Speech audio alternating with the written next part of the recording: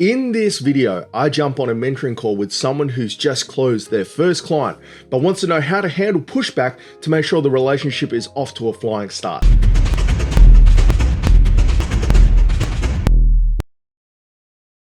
Hi everyone, it's Mentoring Mondays, where I help someone from the audience unpack their burning entrepreneurship, money, and mindset questions in real time. If you would like to jump on a free session with me or have anything else to add, leave it in the comments below and you may be on the next episode. Enjoy the rest of the video. This is a quick impromptu video with Haoi, a friend of mine who also owns a marketing agency. He brought up a really interesting situation that he's in. I feel like a lot of people end up in this situation when they start. I certainly did. Haoi, let's run through a little bit of the background. Obviously the message is up on the screen here. So let's give a bit of context to everyone about what they're actually looking at here. Yeah, so hi everyone. This is my first client I signed up and I explained to him that he will be paying the fee and also the ad spend. But then, we already onboarded him, and now when we, guided him to the process of finishing up the last touches, for example, giving us access to Facebook Ad Manager and also in the payment method, which is basically his company's credit card. Then he asked me a question. So he's supposed to be paying the ads, even though we already talked about this before. So yeah, and I'm in the dilemma. Okay, I'm not sure how can I come around this conversation without losing my first client. It took me quite a while to get here, and I don't want to lose my first client.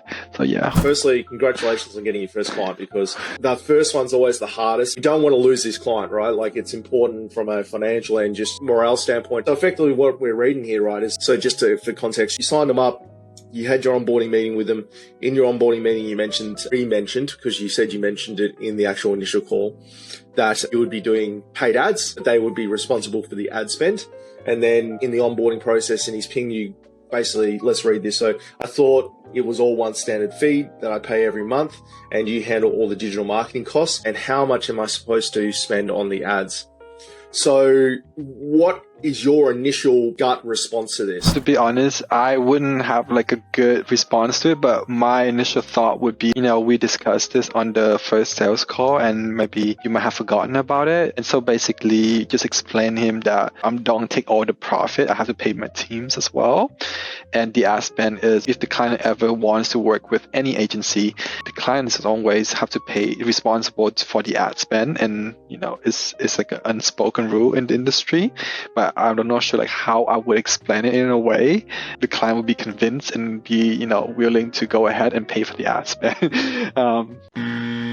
So the first thing there is, you never want to question the client's judgment on something, right? So by going, oh, you may have missed this in our conversation, that's a pretty tactful way of saying it, but you don't want to put any seed in his doubt going, wait a minute, I said. It just creates a huge amount of friction to go to someone and go, oh yeah, sorry, you must have forgotten this, but we spoke about this. Because then you're starting to question his mental faculties. What I'm getting at is, I wouldn't go down the path of going, oh, we did speak about this, but, because it just puts someone immediately on the back foot, right? The best way to frame a conversation like this, if you were going to go down the path you initially spoke about, because that's your train of thought, so let's unpack that. You go, oh look, sorry, I must have not covered this off completely or fully. Apologies for that.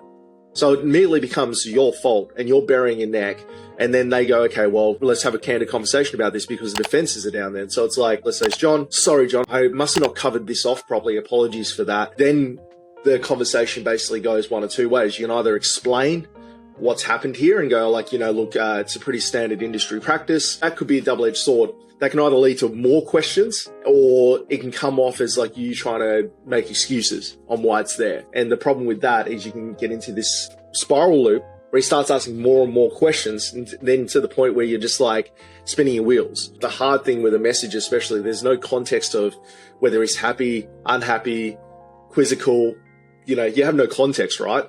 I read that and I feel like it's a little bit like fishing. So you've caught the fish, you're reeling him in, and he's kicking. He's just moving around. You're still reeling him in the same direction. He's just moving around. Of course, you're going to ask questions. He doesn't know you from a bar of soap, but all you have to say, I feel like in this case, is keep it simple. Just go, so he's one standard fee, and you just go, how much am I supposed to pay, spend on ads? And you go, I would recommend around $2,000 a month.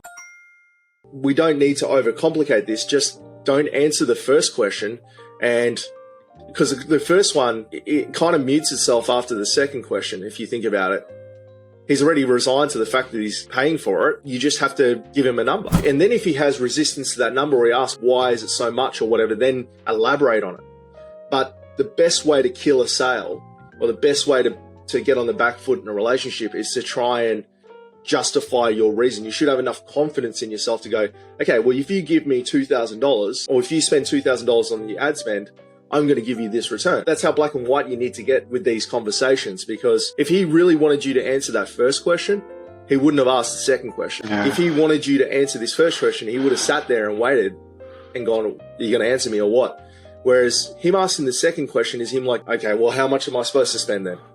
It's kind of like resigning to the fact that he knows he has to spend it. I always like to put myself in their shoes as a business owner myself, right? I expect people to not question, not do anything when they're buying from me. But I know when I buy big ticket items, I'm asking 1,000 questions because I'm trying to get a better return on my money. So if I can get you to go, oh yeah, sorry, I didn't cover that here, I'll cover the ads. It can't hurt to ask that stuff as a business owner, especially if you elaborated on it in a conversation. He must know that. It's like chess, right? We run through these scenarios and go, okay, well, what is the outcome if I try and elaborate and explain why we do it? Well, one or two things will happen. Either he'll go, yep, that sounds good, here you go. And he's still going to have to tell him how much it is anyway. Or he goes, wait a minute, why is he answering this question so elaborate? I feel like, my gut is telling me that something's not right here. Okay, I need to ask more questions. But what's the outcome you get when you just go, oh, hi, sorry I didn't elaborate on this earlier. I would recommend on my experience that the budget should be, you should allocate $2,000 towards ad spend. What are the outcomes you get from that point? He either goes, yep, sounds good. Or he goes, how did you come up with that number? The conversation isn't about whether he has to pay it or not. The question is like how much you should pay then. You mentioned when we were talking, you had a concern about going back to him at all because you've been sitting on this one for a couple of days, right? Yeah. So basically what I said to him was, hey, Nam, I said, I just found an excuse to buy more time for myself to think for a solution. I told him, I'm away with my family for the long weekend because it's Indigenous Day in the state. So yep. Monday's off. And I said, why don't we hop on a call on next Tuesday when we are back in normal working hours? And I'd be happy to go over the price structure with you again. Okay, so that changes the dynamic slightly. I think if you were to take a course, if this was to happen to you again, I think the course of action is to say less, not more. Okay. So you keep your answers short, sweet, and concise, based around your confidence. So going, based on my experience, I would allocate $2,000. That's all you have to say. Have you ever heard of oh crap to okay? Have you ever heard of an amygdala hijack? No, what's that? Okay. Politicians are really good at this. And basically what happens, right, when you get confronted with something like this, your body reacts to this the same way it would react to a lion chasing you or a lion popping up out of the bushes. It's your amygdala, which is where your fight or flight, and your reptilian brain, and where your fight or flight reflex comes from. It hijacks your conscious thought. You immediately go into fight or flight mode, and now your natural instinct may be flight, not fight. The problem with being in that mode is that you operate on instinct, not in making conscious decision making, because it's very easy after the fact. You see it all the time where you're like, I should have said that. Because when you calm down, you have time to think about what you're going to say. So you have to teach yourself how to go from oh crap to okay really quickly. It's basically an exercise you do where you get something like this, and then you have a process. In my head, it's counting to 10. I won't answer anything if I get confronted like this. I'll go and take a walk. I'll go and stand up, walk around, try and get back into a conscious thought mode, and then formulate an answer. And that's why politicians are so good. They'll get hammered and constantly attack, but they're able to get themselves out of flight or fight mode and into conscious mode where they can formulate a response very quickly. So your natural response to this was flight. It's like, okay, well, actually, I need to get out of this situation, and then so I have time to evaluate it.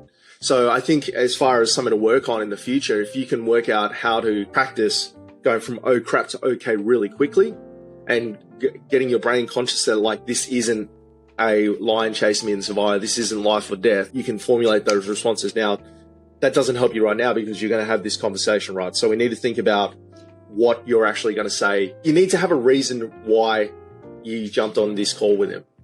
If it's to jump on this call or just to tell him that, he's going to be like, why'd we have to jump on a call on this?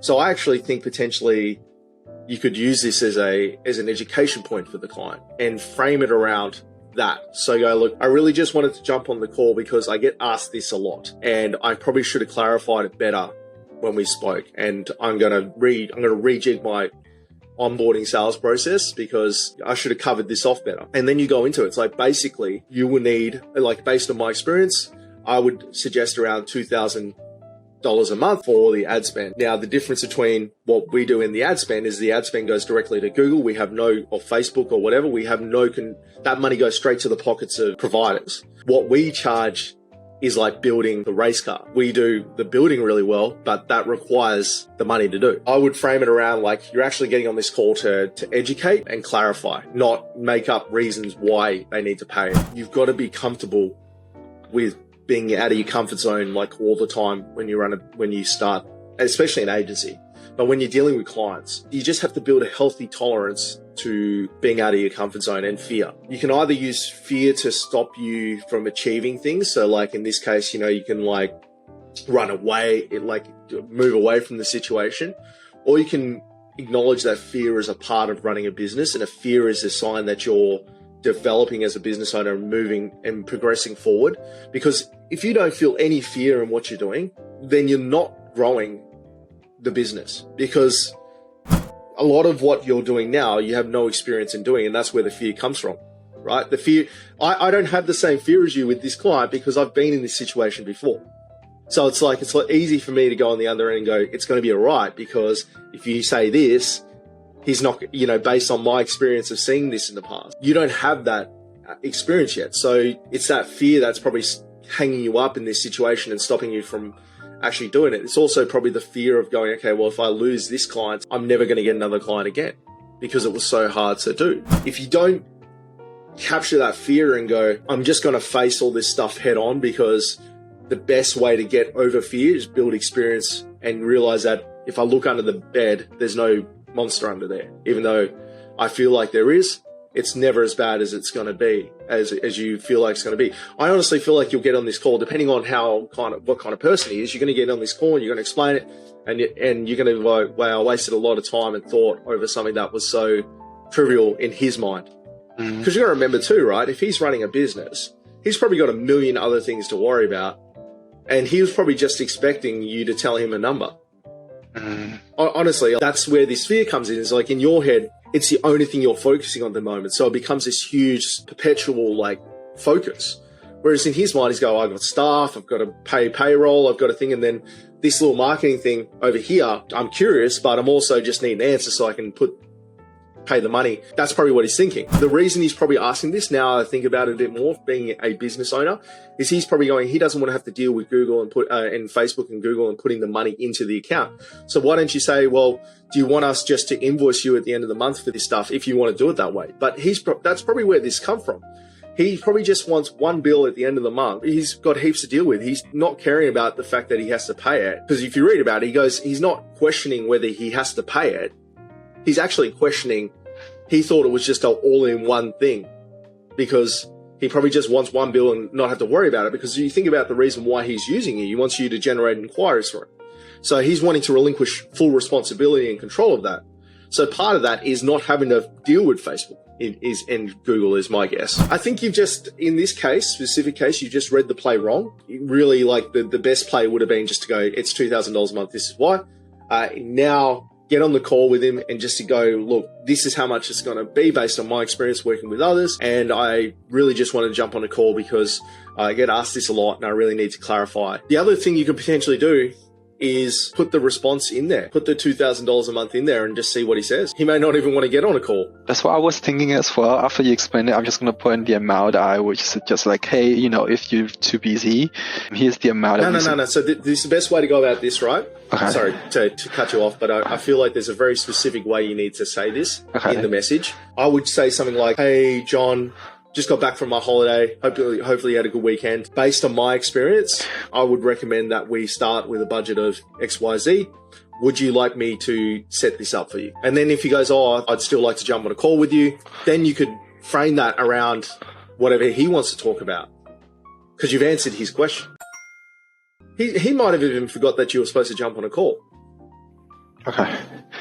That's really helpful. Yeah. Jimmy, you are so awesome. It's funny because the key takeaway here, right, is that you've got to be able to go from oh crap to okay quickly in business. Otherwise, what happens is if I'm able to do that faster than you, and you and I are coming up against each other in a proposal or a sales thing, and I can formulate a response faster and it makes sense because I've had conscious thought about it, as opposed to you being like, or panic, you will lose the business to someone like me. So if you're going to play on the field, you got to be able to take a hit from someone that's spent all their life doing it or, professional career doing it. So I've always used that as my strategy. Is there's a suboptimal way of doing it. There's a okay way of doing it. And then there's an optimal way of answering this question. At the moment, we're sort of teetering on the suboptimal to okay. We need to make sure that over 50% of our responses to this stuff is like actually optimal and achieving a goal, because that's what the top tier of this space does. So what I'll do after this is I'll send you a link to Mark Golston, who talks about oh crap to okay and has some exercises in there to help you get faster at doing that. Once you start to really unpack that and you can think consciously and then you tie that with a bit of experience, you start to see the matrix of this stuff and go, okay, well, this has to be the response. But dude, thanks so much for jumping on. Thank you again. I've really enjoyed this. Hopefully there was a bit of clarification there. And yeah, you obviously need to let me know how you go with this, because now I have a vested interest in seeing the success of you getting this first client. Yes, I will keep you updated for sure. Awesome, man. All right. I'm going to jump off now. Everyone that's watched this, thanks so much. Hopefully you got some value out of this too. Just remember, the fear is real. Like, you've got to acknowledge that it exists. You can't just overcome fears by not acknowledging they exist, but you've got to try and frame it around using it to propel you forward, like what we're doing here. Face your fear, unpack it, talk to someone that maybe has a bit more experience with about it, and then learn from it. This is how you know someone's going to be successful. If you're willing to unpack something like this, as novel as it is to you, if you're willing to unpack this, you have a genuine interest in seeing the success or failure of this client. And anyone that's doing that right now, there's infinite amount of work around. So yeah, more power to you, man. And keep us in the loop. All right. Thank you so much. Awesome, dude. Catch you later. All right. See ya.